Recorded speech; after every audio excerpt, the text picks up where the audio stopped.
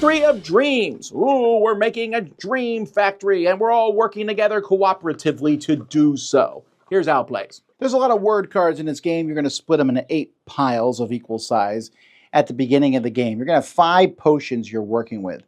And each round of the game that you play of this, you're going to pick a dream from here. You can randomly pick one. So maybe cinema dreams. It's about dreaming cinema sets, extras, accessories, equipment, films, and famous actors. Make the dreamers the new stars of Hollywood. Okay, this really has nothing to do with dreams. It's really just kind of a category. And what players are going to do is they're going to pick one and stick this underneath one of these potions here on your turn.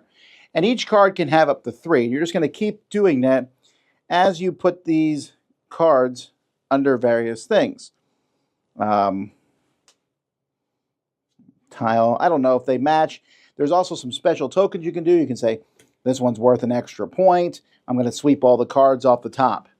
Once everyone is finished, once everyone's passed, each of these has to have at least 1 card underneath it. So after you do that, everyone is then going to write the word that matches the dream to some degree, and this. So maybe for this one, I put, I don't know, what's a famous robot movie? Iron Giant, right? So Iron Giant I put here. Someone had put oil there. That might have made even more sense. Iron Giant. So you're going to write the answers here, and after everyone's done writing answers, we're going to reveal them, and the number of people who match is how many points we get. So if 2 people, this is a 4-player game. If 2 people match, you get a point. If 3 people match, it's the number of players, which would be 3. And if all 4 of us match, it's 1 plus the number of players. And we'll keep track of our score here. And then we're going to go through each of these and see how many points we get. So that is sort of the game. There's a few different special abilities, like I said, with those tiles. But that's how you play. And then you check out the Great Sandman's chart to see how well you did. This game has some very nice production with all the dreams and stuff. Although the dreams are kind of funny because it's like, ooh, there's like green dreams. You're dreaming of things that are green. And oh, you're dreaming of things in the snow. Okay, yes, it's a dream. It's basically just a category. Fine, I get it. You have this category.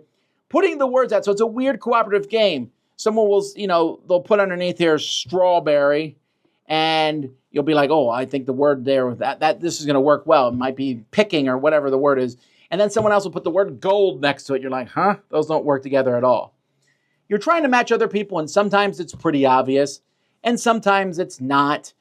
And the game has a little bit more much ado about nothing than it needs to have. These special tokens and moving stuff around. And at the end, it's a little hazy. So I don't dislike it. It's kind of an interesting way to pass time, but it's not the kind of game that elicits to me a lot of laughs. There's a little bit of yelling, like, how could you not know that helmet and forge meant dwarf? And I'm like, well, I just didn't think of that. Yeah, the theme was fantasy. That's nicely combinable. The stuff often does not combine. And in fact, when I did the overview, it was a lot of work for me to sit there and think of clues. So I just put out things and hope that maybe your minds would fill them in. Then your minds might fill them in, but for mine to match, so kind of, And that's kind of where I'm at with this game. It's a 6 out of 10. It's there, I'll play it, but I would rather play another party game. That's Factory of Dreams.